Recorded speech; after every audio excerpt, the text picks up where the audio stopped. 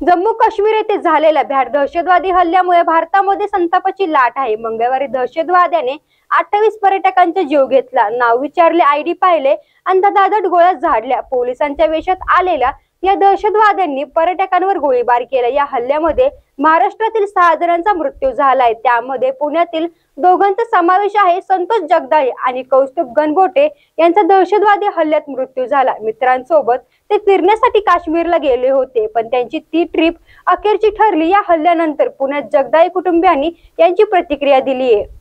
माझं नाव जमुना गोविंद जगदाळे। पहलगामचं जे झालं त्यात माझे लहान दीर संतोष जगदाळे आणि त्यांची बायको आणि मुलगी होती। तर दुःखद असं की माझे ते दीर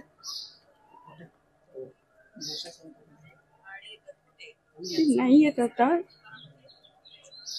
पण माझी मुलगी आणि जाऊ ठीक आहेत।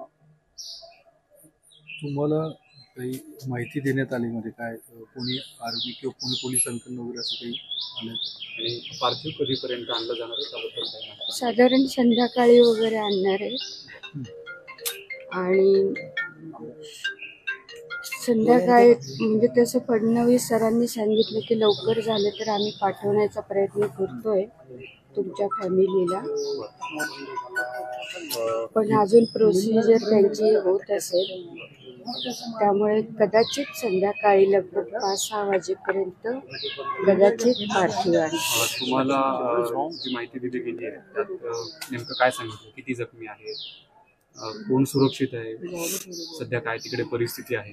नाही, माझे दीर तर नाहीच आहेत, त्यांना पण त्यांची बायको आणि मुलगी सेफ आहे, ते त्यांच्या बरोबर फोनवर जेव्हा बोलणं झालं तिकडे परिवारातल्या लोकांसोबत, तर तेव्हा काय म्हणतायत परिवारातले सदस्य, काय सांगतायत तिकडे काय परिस्थिती? नाही, माझी जाऊ तर बोलूच शकत नाहीये, तिच्यावर एवढं अचानक तिच्या समोर सगळं झाल्यामुळे, पण ती मुलगी माझी बोलतीये, पण आम्ही तिला जास्त त्रास देत नाही आहोत, कारण ती तरी एकटी लहान आहे, किती जणांशी बोलणार।